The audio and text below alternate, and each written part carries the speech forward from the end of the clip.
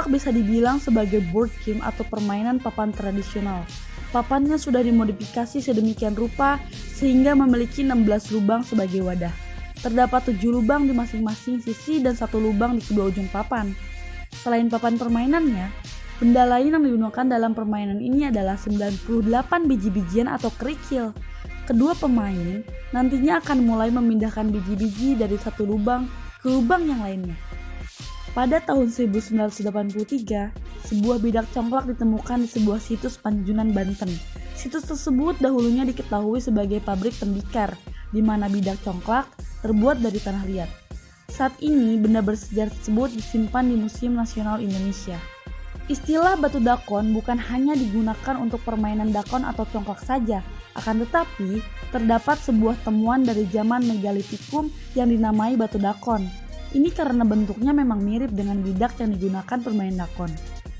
Mengenai fungsi batu itu, terdapat dua pandangan dari para ahli sejarah.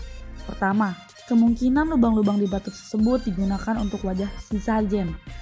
Kedua adalah bahwa batu tersebut difungsikan untuk mematahkan bintang seperti di India. Cara bermain congklak itu hanya bisa dimainkan oleh dua orang. Masing-masing mendapatkan jatah sekitar 49 biji-bijian yang nantinya akan diisi ke setiap lubang di papan. Yang ini memiliki perbedaan, yaitu ada yang ukurannya kecil di tengah papan dan yang besar di ujung papan. Pemain akan mengisi masing-masing lubang berukuran kecil dengan 5-7 biji dan lubang besarnya dikosongkan. Nah, di awal permainan, lubang besar dianggap sebagai gudang penyimpanan bagi setiap pemain. Cara bermainnya sangat sederhana. Pemain hanya perlu memilih satu lubang kecil dan mengambil seluruh bijinya. Kemudian, setiap biji dipindahkan ke lubang lainnya satu persatu searah jarum jam sampai habis termasuk ke lubang lawan. Pemain kedua mendapatkan giliran setelah kamu memiliki lubang yang kosong.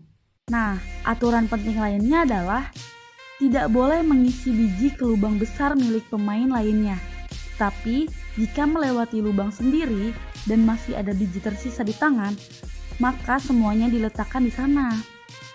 Permainan congklak walaupun tidak bersifat kompetitif, tetapi tentu harus ada pemain yang kalah untuk mengakhiri permainan. Saat lubang kecil sudah kosong, maka pemain harus menghitung jumlah biji di lubang besar. Siapa pemilik biji terbanyak adalah pemenang dari permainan ini.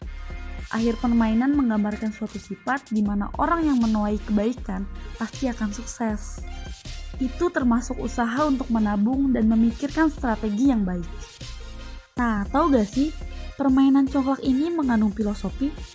Misalnya, gerakan mengambil biji congklak berarti bahwa dalam hidup kita itu harus memberi dan menerima. Kemudian, menaruh biji ke lubang lain berarti kita harus menabung untuk masa depan. Eits, tapi jangan lupa untuk berbagi dengan orang lain ya. Oh iya teman-teman, tujuan awal permainan congklak ini bukan hanya tentang menang dan kalah, tetapi tujuannya adalah kesenangan diri dan memaknai arti dari setiap langkah permainannya. Nilai-nilai yang terkandung dalam permainan tradisional congklak ini adalah yang pertama, melatih keterampilan berhitung. Kedua, congklak untuk pendidikan karakter. Ketiga, melatih kesabaran anak. 4. Baik untuk perkembangan motorik anak. Kelima, memahami aturan.